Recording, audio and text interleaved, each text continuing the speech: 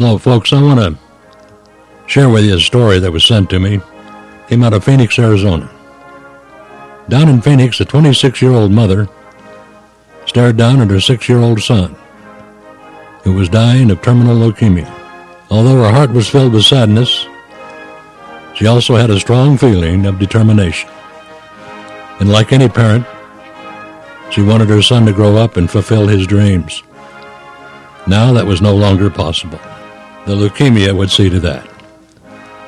But she still wanted her son's dream to come true. So she took her son's hand and said, "Billy, did you ever think about what you wanted to be once you grew up? Did you ever dream and wish what you would like to do with your life?" "Mommy, I always wanted to be a fireman when I grew up," he said. Mom smiled back and said, "Well, let's see if we can make your wish come true."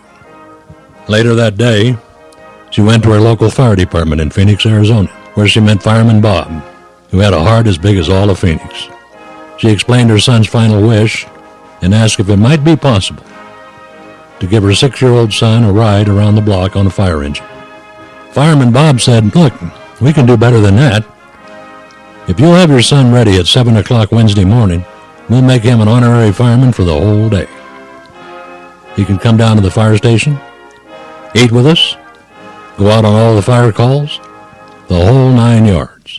And," he said, "if you'll give us his sizes, we'll get a real fire uniform for him, with a real fire hat, not a toy, one with an emblem of the Phoenix Fire Department on it, a yellow slicker like we wear, and rubber boots. You see, they're all manufactured right here in Phoenix, so we can get them fast."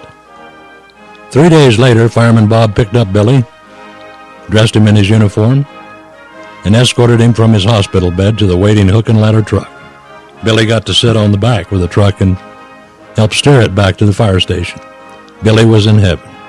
There were 3 fire calls in Phoenix that day, and Billy got to go out on all 3 calls. The paramedics' van and even the fire chief's car. He rode in those too. He was also videotaped for a local news program.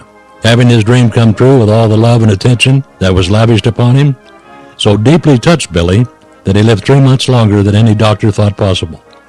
One night, all of his vital signs began to drop dramatically, and the head nurse, who believed in the hospice concept that no one should die alone, began to call the family members to the hospital. Then she remembered the day Billy had spent as a fireman, so she called the fire chief and asked if he would be possible to send a fireman in uniform to the hospital to be with Billy as he made his transition. The chief replied, "Well, we can do better than that. We'll be there in 5 minutes. Will you please do me a favor?" And the nurse said, "Sure." He said, "When you hear the siren screaming and see the lights flashing, will you announce over the PA system that there's really not a fire? It's the department coming to see one of its finest members one more time. And will you open the window to his room?" Well, about 5 minutes later, a hook and ladder truck arrived at the hospital and extended its ladder up to Billy's 3rd-floor open window. 16 firefighters climbed up that ladder and into Billy's room. With his mother's permission, they all hugged him and held him and told him how much they loved him. With his dying breath, Billy looked up at the fire chief and said, "Chief, am I really a fireman now?" "Billy, you are. And the head chief, Jesus, is holding your hand," the chief said. With those words, Billy smiled and said, "I know, Chief. He's been holding my hand all day, and the angels have been singing." And Billy closed his eyes one last time as a Phoenix, Arizona fireman.